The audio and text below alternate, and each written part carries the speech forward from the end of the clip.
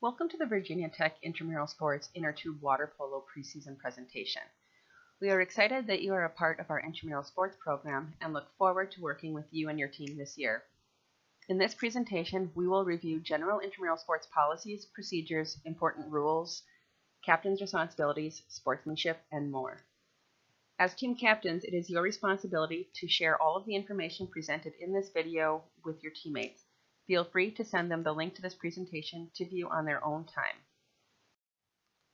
We would like to thank Fox Ridge Apartment Homes for sponsoring this year's captain's presentations and for the coveted Intramural Sports Championship t-shirts that all team and individual sports winners receive. As a team captain for your intramural sports team, it is important that you understand your role on your team and within the intramural sports program. You are responsible for recruitment and organization of your team. Make sure all team members are eligible, are notified of the sports rules, intramural sports policies and procedures, and communication and information coming from the intramural sports office, and when and where your team is scheduled to play. All information can be found on the intramural sports website and within the Fusion IM portal. Having all teammates' cell phone numbers and emails will help you to be able to communicate with them in a timely fashion and provide updates for everyone. As a team captain, you are responsible for being familiar with all intramural sports game rules, policies, and procedures, as well as representing your team when discussing rule interpretations and player eligibility with the intramural sports staff. More information regarding captain's responsibilities can be found in the Intramural Sports Policy Manual located on the Intramural Sports website. Game time. All Innertube water polo games are played in the War Memorial Hall pool. Teams will need a minimum of 5 players to start the game.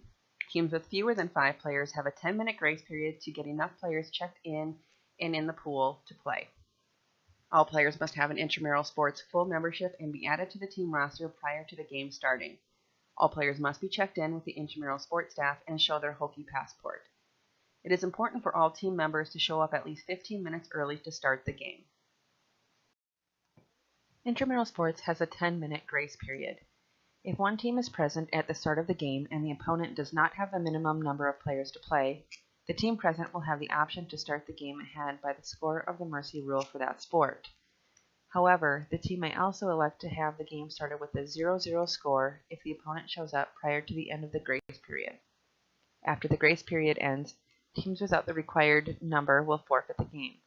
A double forfeit is called if neither team has enough players present and checked in to start the game at the end of the grace period. Teams that forfeit will be removed from the league and may be replaced with a team from the waiting list if the team does not pay the reinstatement fee of $20 on Fusion IM within 2 days after the forfeit occurs. Please always show up for your games unless you are contacted by the Intramural Sports office. If your team knows that you will not have enough players to play the game in advance, you can log into the Fusion IM portal, click on the game in your schedule that you wish to forfeit, and click on that forfeit button. This will notify our Intramural Sports office and your opponent that the game will not be played. We greatly appreciate you using this feature as early as possible to notify us of any forfeits on your team. As always, you can add players to your roster throughout the season. This next section deals with intramural sports rosters. Players may be added to the roster online on Fusion IM before or when they check in for a game. There is no game limit to set your team roster, so players can be added the entire season, including during playoffs. Many times there are free agents available to play, and captains can find them on Fusion IM and invite those players to join their team at any time throughout the season. The Intramural Sports full membership must be purchased prior to registering a player to the roster. Players may only play on one men's or women's team and one co-rec team. Players are locked on the team roster 3 weeks after the season begins, and players may not be removed to be added to another team after that 3rd week of games. There are a few roster restrictions for Innertube water polo that you need to be aware of. A maximum of 3 varsity players are allowed per team that are non-water polo players. A maximum of 3 club water polo players is allowed per team, with an unlimited amount of club players from any other sport. Professional athletes are always ineligible to participate in intramural sports. If you suspect that a player is ineligible for intramural sports, you may file a protest with the Intramural Sports office. Player eligibility and rule misapplications are the only valid protests allowed for intramural sports. An eligibility protest may be made at any time before, during, or after a game, as well as any time during the sports season. A rule protest must be made prior to the restart of a play, otherwise the request will be denied.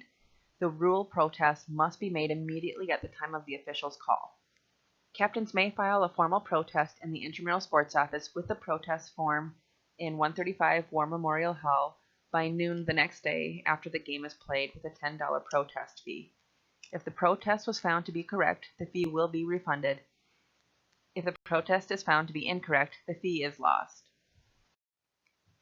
All league schedules, team rosters, game results, and league information is posted on the Intramural Fusion portal.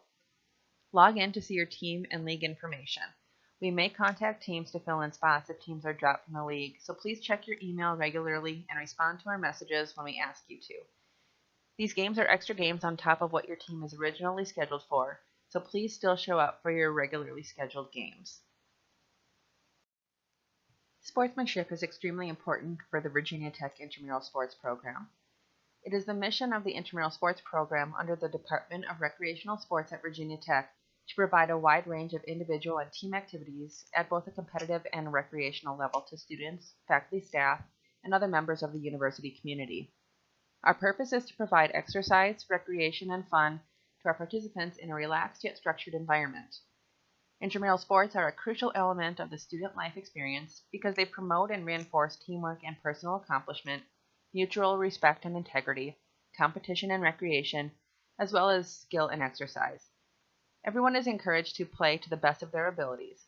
However, a win-at-all-cost attitude is inappropriate and strongly discouraged. The genuine value of intramural sports comes from the opportunity to participate, not from winning. Sportsmanship involves respect for all participants, officials, scorekeepers, intramural sports supervisors, and fans. To encourage sportsmanship for all intramural sports activities, a team sportsmanship rating system has been developed to encourage proper sporting behavior during all intramural contests. The rating is based on a 5-point scale, and all teams must meet the minimum average sportsmanship rating of a 3.0 to be eligible for the playoffs.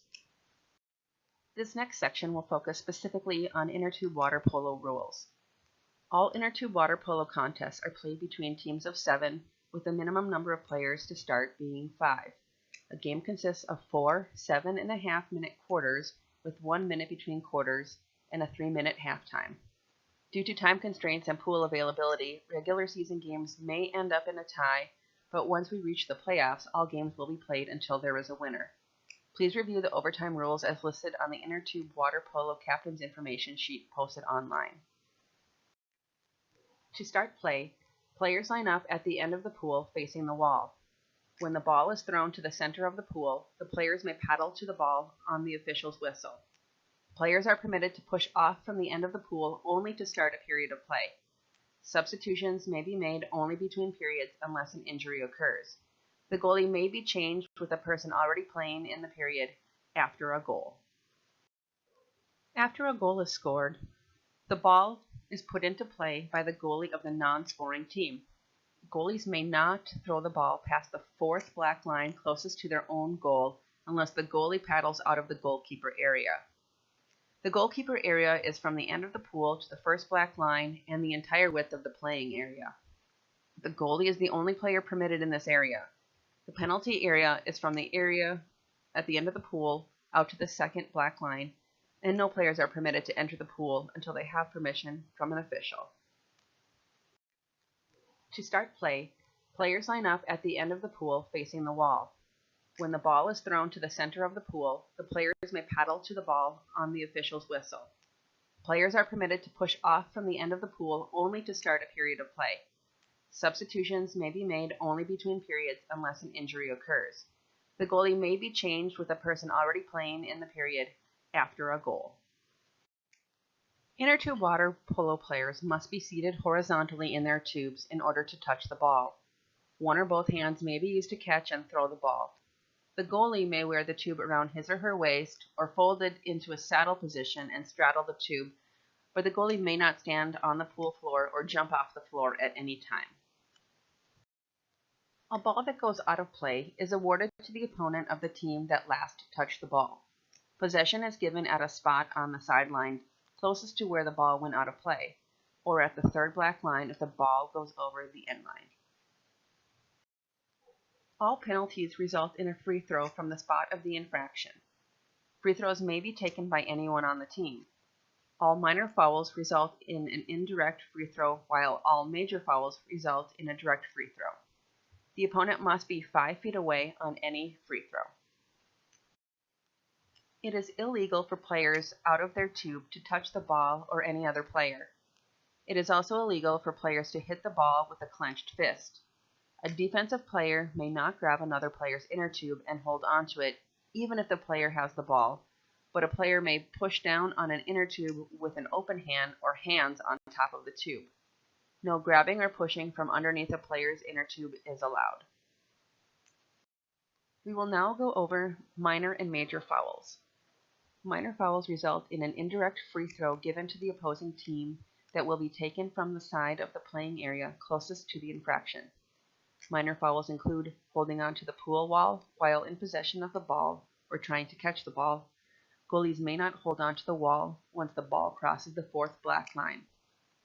Holding the ball underwater, pushing an empty inner tube away from an opponent, grabbing or holding onto another player's inner tube at any time, including pushing on a player's inner tube from underneath, hitting the ball with a closed fist, failing to clear the ball out of the goalie area within 10 seconds, which is a goalie-only infraction.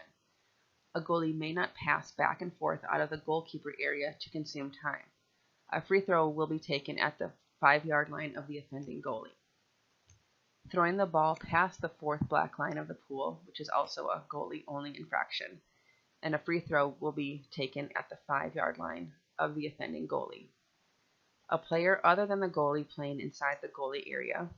This will only be enforced when the ball is in the same half of the pool as the goalie area where the offense occurs. And lastly, running on the pool deck to retrieve a ball. The penalty for a major foul is that the offender is taken out of the game for 1 minute or until a goal is scored by the opposing team, whichever occurs first. Possession is given to the offended team with a direct free throw taken from the side of the playing area closest to the infraction. A removed player must re-enter the water at his or her own goalkeeper area. 5 major fouls committed by the same player will disqualify that player for the remainder of the game. Examples of major fouls include making body contact, holding with hands or feet, or dumping an opponent who does not have possession of the ball. Please note that the ball is considered in your possession if it is within arm's length of you.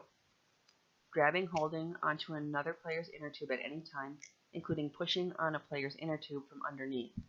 Intentionally pushing an empty inner tube away from an opponent. Dunking an opponent using anything but 1 or 2 hands from the top of the tube. Hitting the ball out of an opponent's hand, reaching over an opponent's back to obtain the ball, a goalkeeper blocking a shot while holding onto the wall or out of his or her tube, which will be given a penalty shot, a defensive player in the goalkeeper area that blocks a shot, interfering with a penalty shot, persistent repetition of a minor foul, unsportsmanlike conduct, and deliberately splashing water into the face of an opponent. Penalty shot is given to an offensive player when a defensive player commits a foul inside the penalty area that would have resulted in a goal. A defender commits a major foul inside the penalty area, or when the goalie blocks a shot while holding onto the wall. The offended player must take the penalty shot from the third black line, while all players except the goalie stay outside the third black line until the shot is completed. No player may be within 5 feet of the shooter. When the official blows the ready for play whistle, the shooter must immediately and directly take the shot. The ball will remain in play if it rebounds from the goalpost, crossbar, or goalie unless the period has ended. Players are not allowed to re-enter the pool by jumping into their tubes in an uncontrolled or inappropriate manner. Unsportsmanlike conduct is anything classified as misconduct, verbal abuse, disrespecting the referee, or any other unsporting act. The procedures are the same as for major fouls. However, 2 unsportsmanlike result in an ejection. In co-rec, there may be 3 males and 3 females and a goalie of either gender, but there must be at least 2 males and 2 females and a goalie of either gender. The extra male or female must play in the goalie position. All goals in a men's or women's game are worth 1 point. In co-rec, goals scored by females are worth 3 points, while goals scored by males are worth 2 points. If a male or female team is ahead by 4 goals with 2 minutes remaining or less in the second half, the game is over due to the mercy rule. In co-rec rules, a game is ended by the mercy rule if a team is up by 10 or more points with 2 minutes remaining or less in the second half. All Innertube water polo games are played in War Memorial Hall pool. There is no required uniform, but swimwear must be appropriate. All jewelry must be removed prior to play. Any medical alert or religious jewelry must be pre-approved in the Intramural Sports office prior to game participation and must be shown to a sports supervisor prior to play. If the jewelry is approved, then it must be secured with tape. There are times when the weather is not our friend and decisions on game status will need to be made by the Intramural Sports staff. We will make a decision by 4:00 p.m. daily for the first scheduled game of the day. After 4 o'clock, the game status will be determined by the staff on site and games will be scheduled according to the current and forecasted weather. Game status updates can be found on our Twitter account, Facebook page, website, as well as the Virginia Tech Weather Hotline. Here are some important dates to keep in mind for Innertube water polo. The regular season starts Monday, February 12th. The regular season will end Thursday, March 1st. Playoff brackets are posted Saturday, March 3rd.